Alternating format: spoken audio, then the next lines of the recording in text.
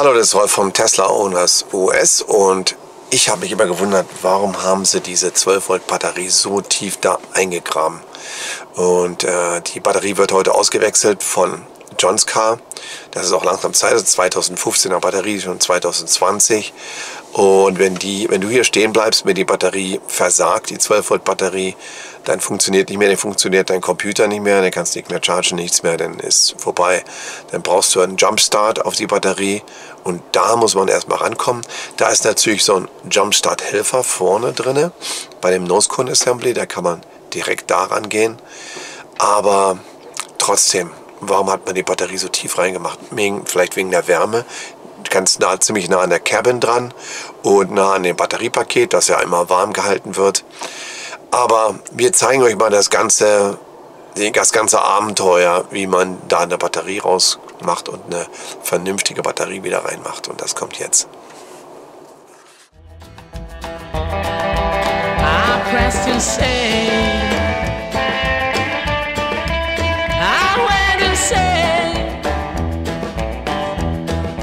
Und heute erwarten wir John. Der müsste gleich kommen.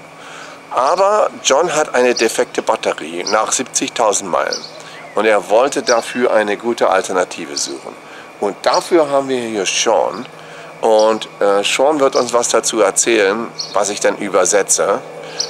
Und er wird dazu was erzählen von, wie man die Batterie nach 70.000 Meilen austauscht. Here comes John. He goes straight into the garage.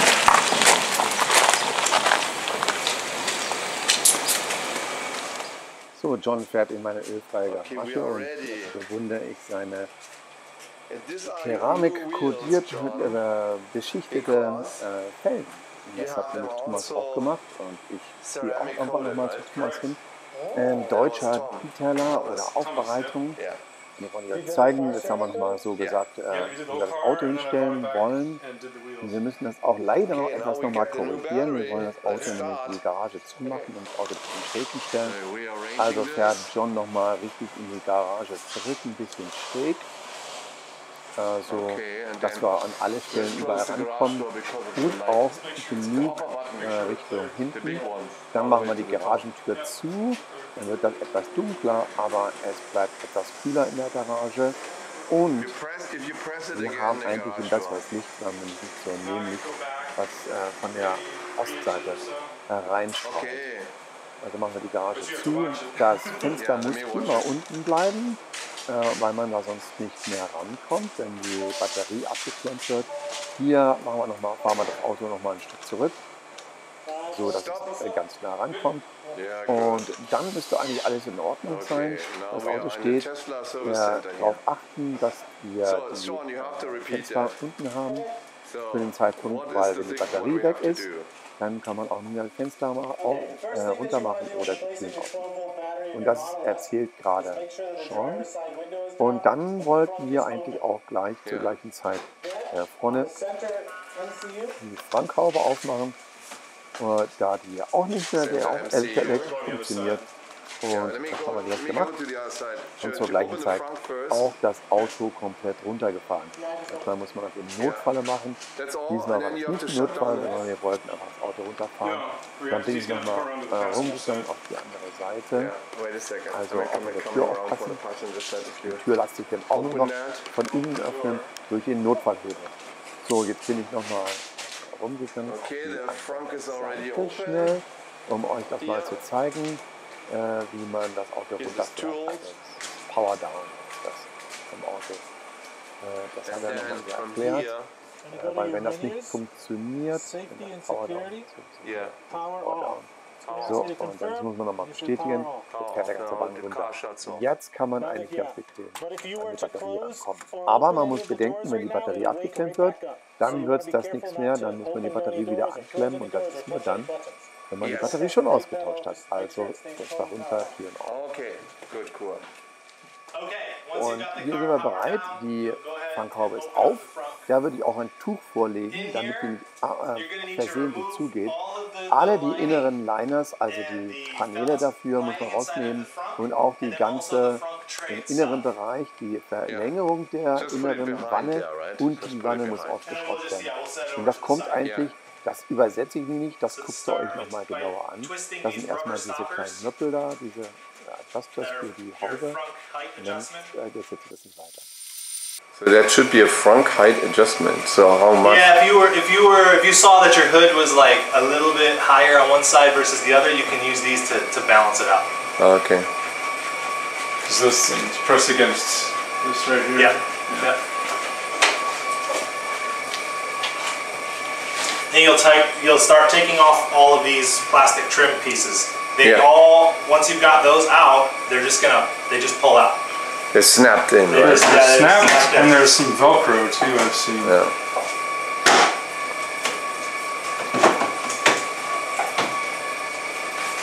There's one. Yeah, but put it to the side.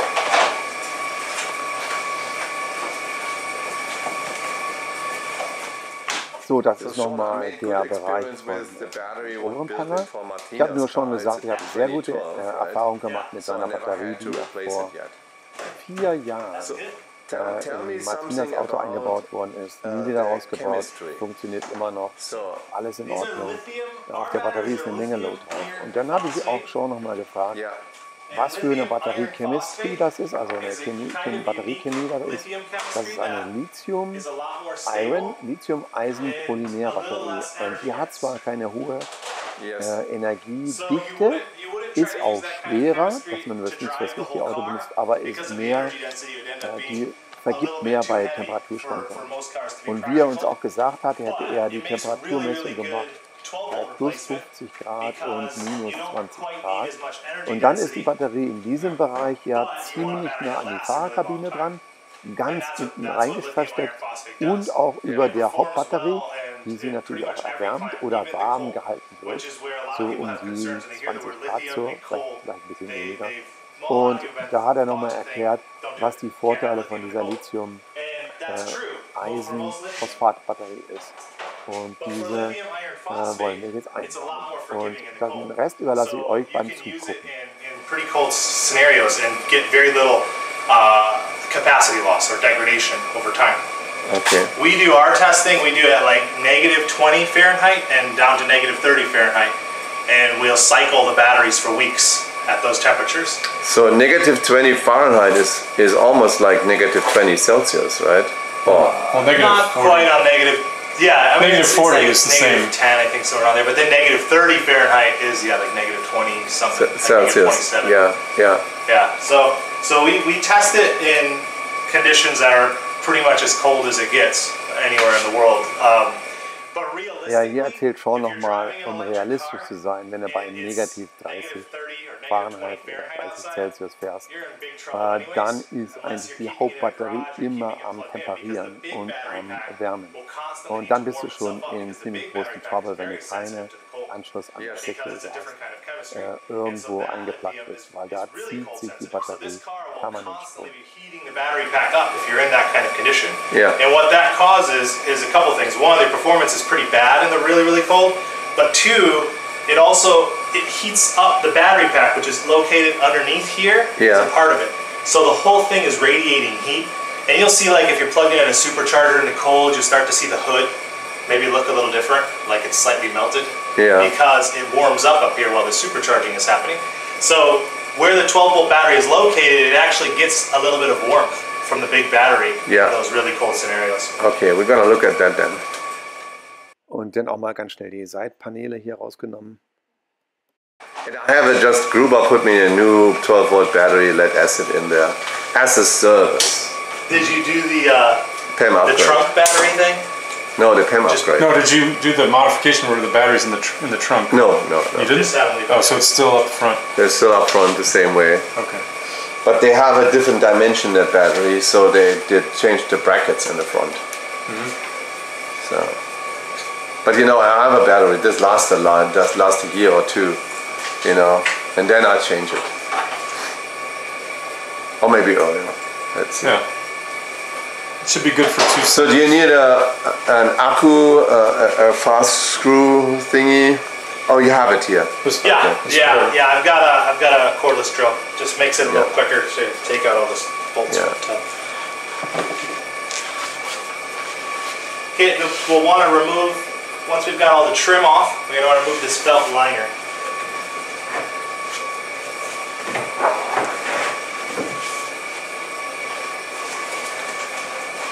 That's good. Probably want to get a little closer. Yeah, can I get a little closer? Yeah, for this.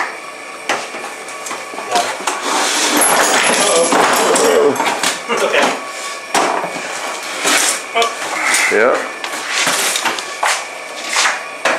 Going a little closer because there are screws what you have to remove soon.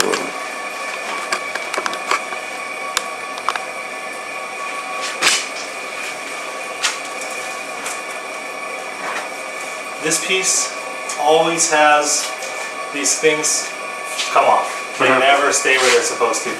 It's like every single time I've ever done this. Oh, there's Velcro. Yeah, they're Velcro, but then like they always just stay together and one side detaches from either this side or detaches from that side.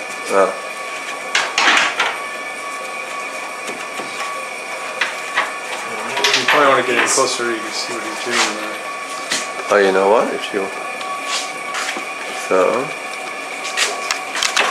Oh, we can see that. You take off these 4 plastic knobs.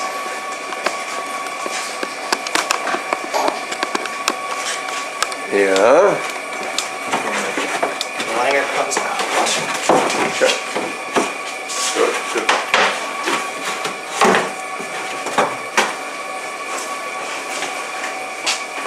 We'll have to zoom in. Yeah. So this particular vehicle is an earlier Model S with a single motor. So it has a much bigger frunk space, which is really great, except that it puts the 12-volt battery really deeply packed into the corner. So it's really hard to get to when you have to do a 12-volt battery swap. This process is going to be the same for all of these early single motor cars, but for anything 2015 and later and anything dual motor, the process here is a little different. The carpet's different, the shape's different, and the bolts will be different. Same idea, you got to remove everything, but different positions of stuff. Okay. So there's going to be 2 13mm bolts up here that you'll need to remove, and then a bunch of 10mm bolts around the front that you're going to remove. There's also 2 13mm bolts here and here, the lower corner. So here's where... Oh, what do you need? Can you get in there? Yeah. Yep.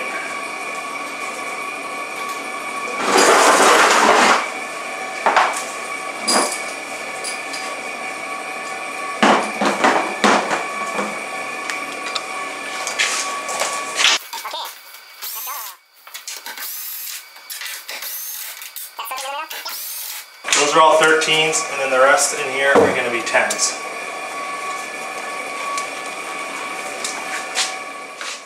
Ja, und die Wanne muss raus und die ganzen 10 mm Schrauben Richtung Wanne müssen da betätigt werden. Also zack, zack, erstmal die ganze Wanne hier rausschrauben mit allen 10 mm Schrauben, die da beschäftigt sind. Und auch diese Verlängerung der Wanne hinten durch, das ist noch bei den ersten Modellen vom Model S. Yeah, Yeah, and there's no warning. And when the 12-volt battery is down, your car doesn't start, right? Yeah. Yeah, it seems silly, but... So the guy I bought the car from was the original owner. Oh, that's good. And he told me that he changed the battery every year that he had it. Yeah. But I checked with Tesla, the Tesla Service Center in Corona, California, and there's no record of the battery getting changed. So he didn't do it under warranty, like he could have. But he's pretty handy, so he may have swapped it out himself. He may have been swapping himself. He wasn't telling me the truth. So I'd be interested to look at the date code on this battery and see how old it is. How old it is. Because I've only had this car for 9 months. Yeah. So if he did like he said and he changed it every year, it should be at most. Also nicht vergessen, da gibt es noch Schwank. Lights, also das Licht, das muss abgekoppelt werden. Und auch die Öffnung von Your matrix LED light? Yes, I have that. Yeah, You think that's too dark?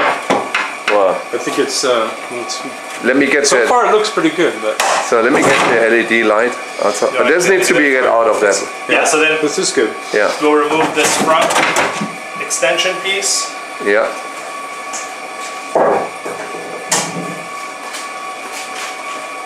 And now if we have all the screws out, this front tray will also lift out.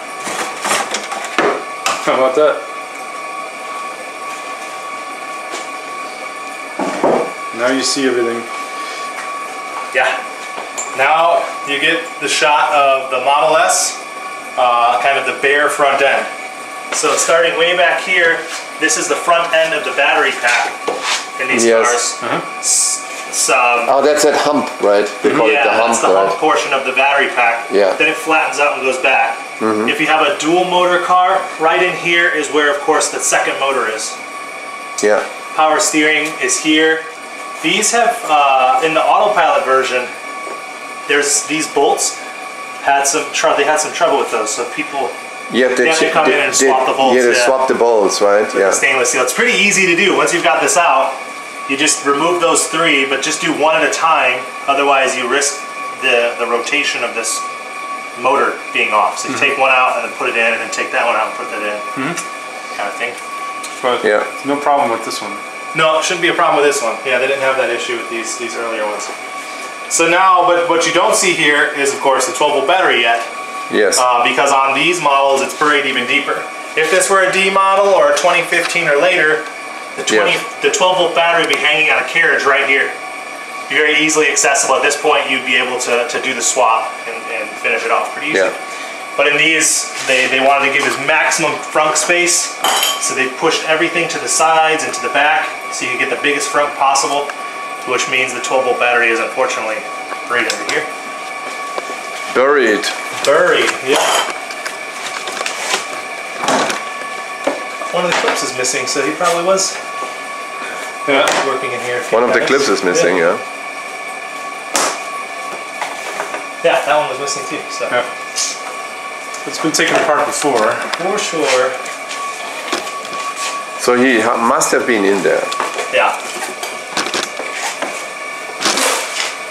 Good time to change your filter, or at least vacuum it clean if you want to. Yeah, we should vacuum that out. Section hole storage. Now we're going to remove the air box from them. Just be really careful in this space because you don't want to drop a screw or a bolt. Yeah. It's also 10 millimeter, yeah? These are all, yeah, everything else is going to be 10 millimeters on this particular car. On some of them, right up here, there's another set of screws or bolts. There's another set of bolts that hold down the frunk on some of them that are 8 millimeters, and they're located right here. This vehicle is really unique. Usually this portion of the frunk is not detached.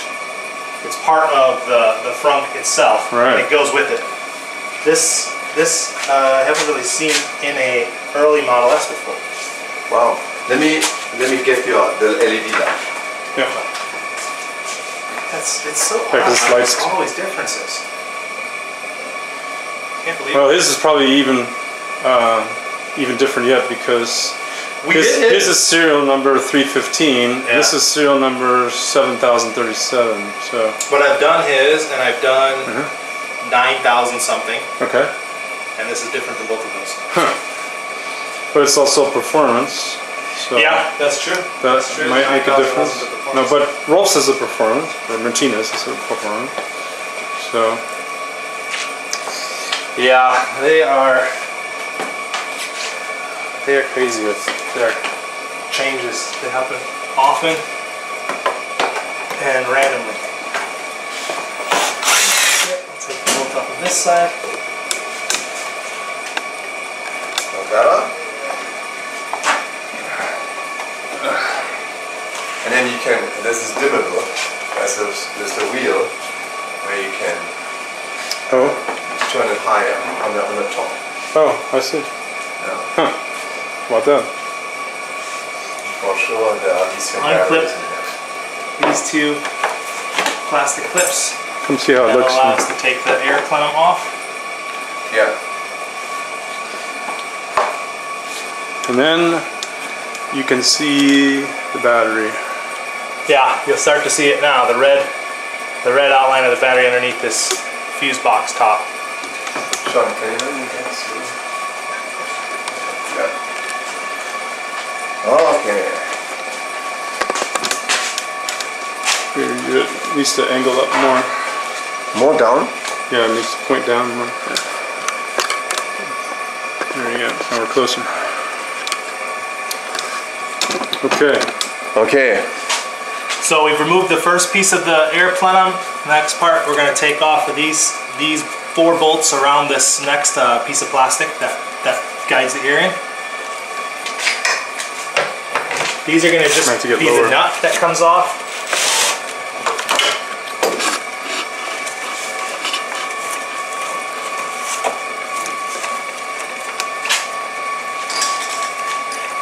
They're fairly easy to drop, so again, you want to be really careful not to drop them.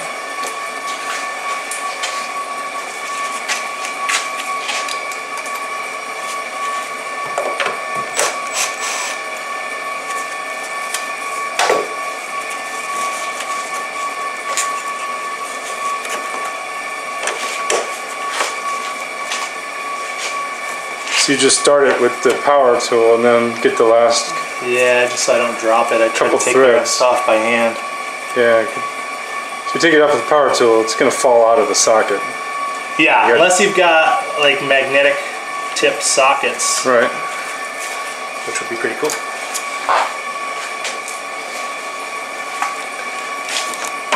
There are 4 of them. Yeah.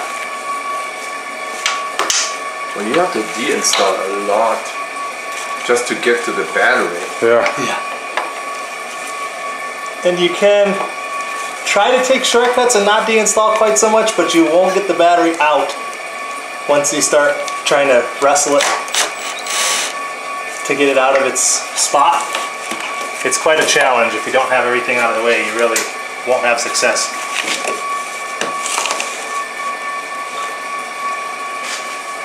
And these nuts are buried pretty deep, so you won't get a good shot of them with the camera, but you will see them.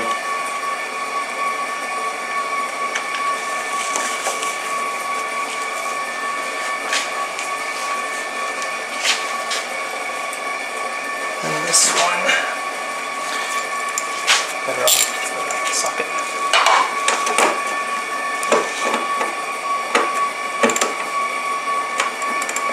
And that's for the air supply, right? For the air system? Yeah. Yep.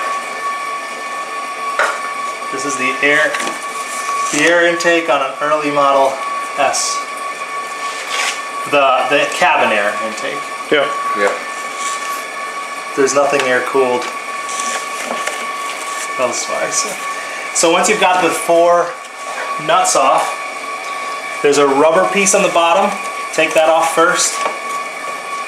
Make sure we put it back on afterwards, but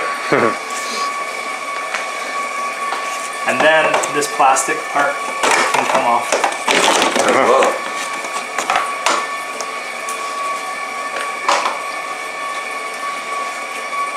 Now is a good time to go ahead and take off the cut loop, which will disable the high voltage side of the vehicle. To remove this maroon slider needs to go that direction. Let's see. The maroon slider needs to go that way. An easy way to do it is to press on this side. Press in until you unsnap. Then it'll have unlocked. Then you can slide it out like that and it'll just separate. Alright. So and then of course putting it back together is just going to be the opposite, and you'll slide it to lock it. So that's high voltage disconnect for the airbags and or for high voltage. It actually, so what it does, the high voltage battery With this disconnected, the high voltage battery won't connect to the car right now. Yeah. It still communicates to the car, but the high voltage lines won't connect to the car. The reason that we do that is that now, by doing that, the DC-DC converter has to stay offline because it doesn't have power feeding it on the high voltage side. Then when we disconnect the 12 volt battery, everything 12 volt will be shut down, which is what we want to have happen when we're doing these swaps, because we want to reboot all of the computers with a new 12 volt battery.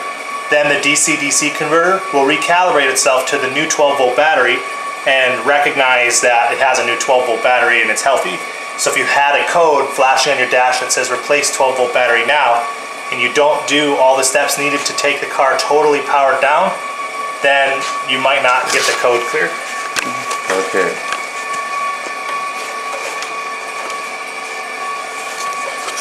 2-sided tape, we can fix that. Here. So, next steps. Next step is going to be to remove the black cover on the fuse panel. Oh my. There's a cover on it, yeah? Okay.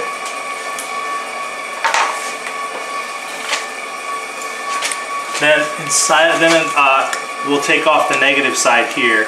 So this is also an 8mm. This is an 8mm bolt. Yeah. There's going to be an 8mm nut right here we need to remove, and then one more 13mm nut that we need to remove back here. So okay, let's the sequence. You have to disconnect the negative first. Is that correct? Yeah. You should always disconnect the negative first. Yeah. That'll isolate the battery. Yeah. Take the 8mm nut off, or the 8mm bolt. You want to zoom in a little more? And then you can take the whole thing, the whole clamp off from the side. You can actually... This is the negative side, so you can tuck it in and let it touch the frame. That's okay. Yep. With the positive side, you always want to, as a best practice, avoid letting that touch the frame, even when you have the high voltage isolated with the disconnect loop. Just because there could be some capacitance left in the DC-DC converter, and you could still have some 12 volt power online, and if you were to touch the positive side to the frame, you'd be creating a short. So what are all the connectors are there on top of it? Those feed all the different 12 volt circuits. So those are fuses?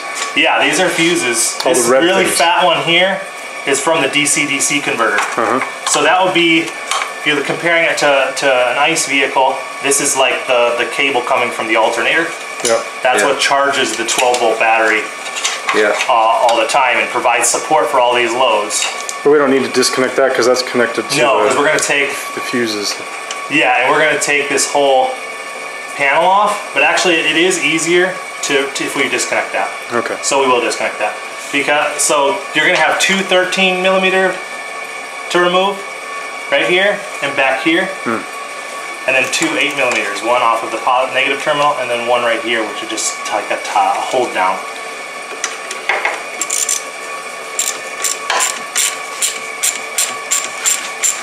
Can you zoom in a little bit more? I cannot see. Oh, there's no zoom. No. Oh, okay.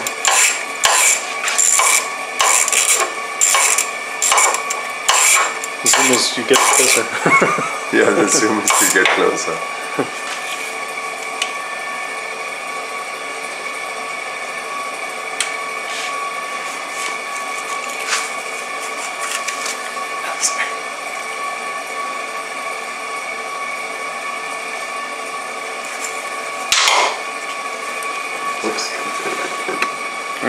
So now You're standing on the leg of the tripod. Sorry.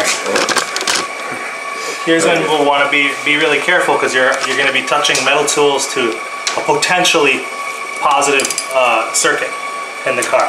Right. So make sure you don't ground it on anything else. If you have them, use tools that are insulated, electrically insulated. We're going to take off this first big cable, which is the power feed from the DC-DC. Is that Loctite in it? No, that's just a little bit of corrosion. Oh, okay. Not extreme, just a tiny bit. And then we're going to take the 13 millimeter off in the back here. Again, this is positive battery power.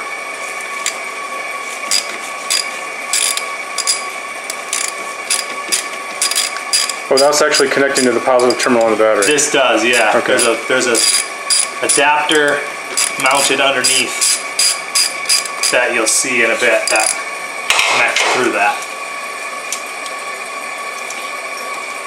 That's just a nut. Yep. Once all of those are out, then this top piece Lifts off. can just lift off. Okay, so now you see really the battery. Yeah, now you really see the 12-volt battery. And that's a really Tesla battery because that's how they supply it, the red one. Yeah, The red this one? is the- Yeah. Okay, so they did replace it at Tesla. yeah. Or unless it's the original one. Well, it's the original one, yeah. Let's look at the label. So once we get it out, we'll look at the date code. Yeah. So now to remove the battery, there's also this strap on top, which can be really difficult to get to, but it's going to be two 10 millimeter nuts that need to come off of that strap. So with an extension, you can reach this one. Oh, this isn't. Not long enough? Well, it's an 8 millimeter. Oh. Not a 10 millimeter. Okay, here's the 10 millimeter. Is the positive already disconnected or not? Yeah. Yeah, it's already disconnected. Yeah, so the positive lug is disconnected, but now your biggest risk with that positive is if something metal touches it and the negative terminal at the same time. All right. Yeah. So you still want to be very mindful of where metal tools are if you're using metal tools in this space.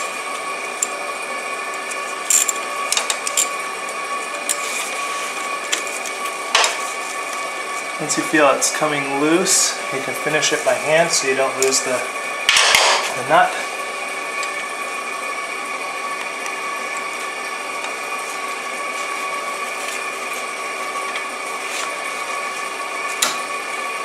And if you give it to someone and said, Tesla, can you install that battery for me? Tesla won't do it, right? No, Tesla will only install batteries they sell. Yep. Yes.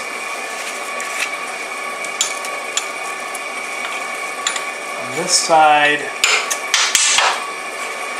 Oh, that straps this is are where roll. having air suspension makes it a little more difficult because you want to go through this space here to reach the nut to detach this side. Oh my god, you have to reach from underneath there? Yeah, so Oh my. you can see it fairly well if you look in from here, You want to do that by hand though? but I'll grab a wrench so I can reach it. So you see on the side of the battery, this black bracket, the bottom of the bracket I see the silver bolt, yeah. is that's what you need to remove.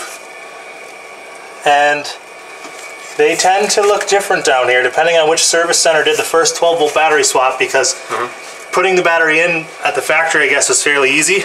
But then what you see in a lot of them is that these metal brackets would fall off when they do it. And so this one, looks like they use some black rubber adhesive to try to keep it in place. Yeah. So it looks a little sloppy, but that's how they all end up looking. They either use something like that. Most of them that I see have like electrical tape there, or some kind of like other kind of tape to just keep it from falling. Oh, sorry.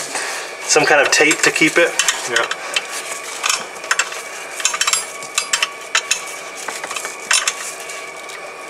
Wow.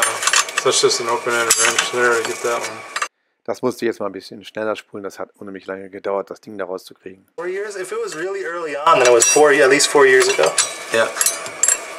Because the one that we did in our like first demo vehicle, that is 4 years plus 8 months now. So it's like 56 months on it. Okay.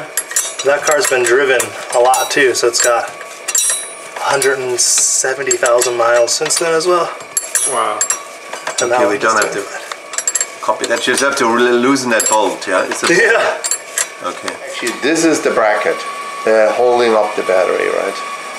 That's so difficult. Ja, hier sehen wir diese Klemme und wir haben uns mal darüber unterhalten, das wäre eigentlich ganz einfach der Weg gewesen, das dazu unterzuhaken und dann eine Seite zu befestigen, wie das die meisten Batteriehersteller machen. Aber die haben dazu 2 Schrauben benutzt und da oben ist die Schraube für dieses Sicherungsblatt oder das Sicherungspaket, was da oben drauf ist. Let's put it back in here. And now it's a big thing in order to get the battery out. Yes.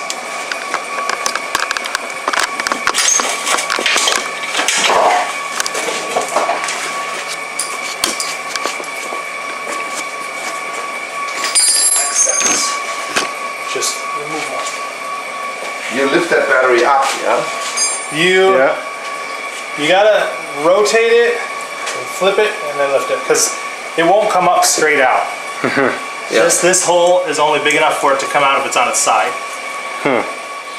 So, dieser Prozess ist 20 Times schneller. Also es ist wirklich schwierig, da mit der Hand reinzukommen, die Batterie zu drehen und rauszuziehen. Und dieser ganze Prozess habe ich 20 Mal schneller gedreht. Also das ist echt eine Würgerei, das Teil überhaupt da richtig rauszubekommen. Und deshalb haben wir das nochmal beschleunigt hier. Aber das macht nicht so einen Spaß. Oh. Yeah, so you gotta tip it. Also die Batterie muss angewinkelt werden beim Rausziehen und dann wird sie auch noch schräg gedreht. Und das Ding ist auch 20 Mal schneller geschaltet und trotzdem ist es immer nur eine Würgerei, das Teil rauszubekommen. Das erinnert mich so an die Geburt einer Batterie, wenn man das Ding rausnimmt und wirklich hin und her und geschüttelt und gezerrt. Und dann muss man natürlich auch auf die Kontakte aufpassen, dass die nicht irgendwo gegenkommen. Am besten ist es, die Kontakte eigentlich mit Isolierband abzuisolieren, bevor man das Ganze da rausrüttelt. Aber Sean weiß das besser. Yeah, now that it's rotated, you can see how it'll be able to slide out. Now it's very easy. You just gotta get that first rotation down. All right. Here we go. Now you can get closer. So we're gonna take take it up then. the positive lug adapter needs to come off. That's an 8mm. Wait a second. Bolt. No. There we go. Yes.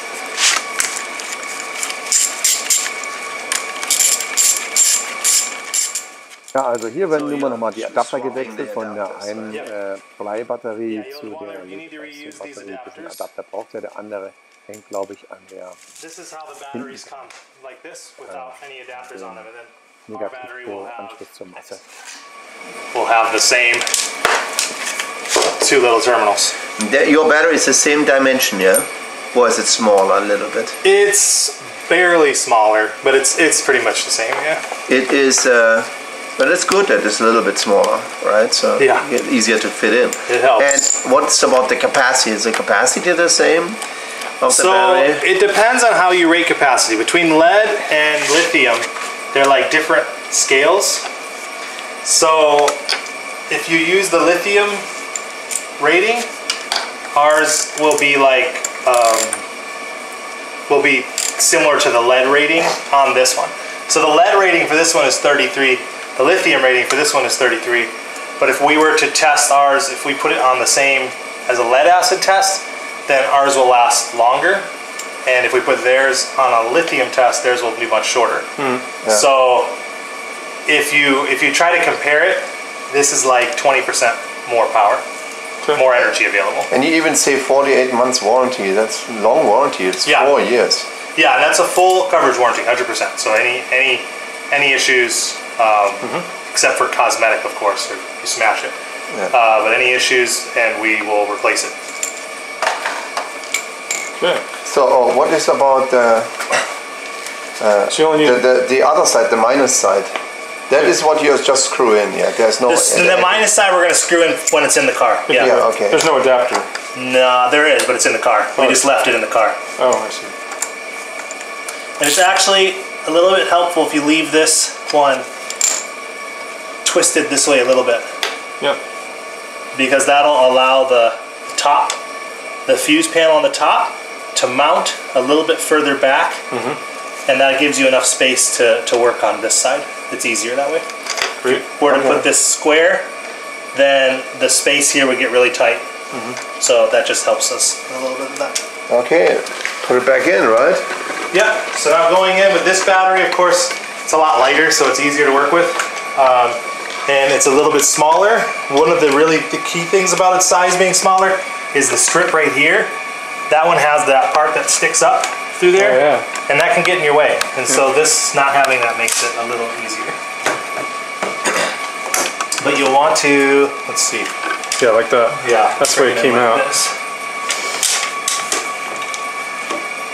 Of course, be really careful because we're dealing with battery with terminals that are live and round metal. So you don't want to hit those two terminals on any metal at the same time. If you really wanted to do due diligence, you could cover up the positive terminal with some electrical tape and then take it off once you get it positioned. You want some electrical tape? I have some. No, he's a professional. So.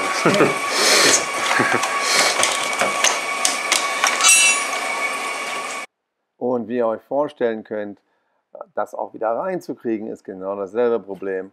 Und zwar muss man drehen, twisten und so weiter und so weiter. Und dann sollte man hier auch, wenn man da kein Experte ist, natürlich die Pole abkleben mit elektrischem Tape und das sicherzustellen, dass man nicht gegenseitig mit beiden Polen dagegen kommt und dann einen entsprechenden Kurzschluss verursacht. Ganz schön ein Stück Arbeit. Well, I look forward to not having to do this for at least 4 more years, maybe 5, maybe 6. Yeah, it should be a long time. Good that you do that. I think your battery would be not getting over the summer. So even though we are, obviously the lead acid batteries problems are worse here in Arizona in the valley because of the heat in the summer, but the real problem is in a normal car with the lead acid batteries under the hood, you have the internal combustion engine making all the heat, wasting all that energy as heat and heating up underneath the hood. That makes the battery even hotter. Yeah. Now we don't have that problem here, but it's still hot underneath the car in the summer. Yeah. So a lead acid battery would last longer in an electric vehicle. If it wouldn't be so many upcharges and discharges, right? Yeah. That's the problem. Yeah, the other part is that in these cars, they discharge it and recharge it often. In your ICE vehicle, the battery, if your car is sitting for a few days, the battery's not cycling for a few days, it's just resting. And then when your car starts, the battery just gives its pulse of energy to start the car, and then it goes back to pretty much doing nothing except for getting charged by the alternator. In these cars, even when they're on or off, that battery is discharging because it's supporting all of the computers. And then when it gets low in energy, the car starts to recharge it. Using the DC to DC converter. Yeah, using the DC to DC converter. So then it starts to recharge it, it fills it back up, and then it stops. And then lets it discharge again. Ja, das war es erstmal für diesmal und wir haben auch eine Menge dazwischen Englisch gequatscht, aber das meiste wird ihr verstehen. Und ihr checkt mal out omu.com und wenn euch das gefallen hat, Daumen nach oben und abonnieren. Abonnieren kostet nichts. Wir sehen uns das nächste Mal, wenn wir das Ding wieder zusammenbauen. Das war schon lang genug.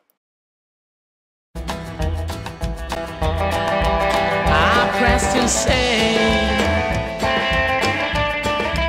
I went insane.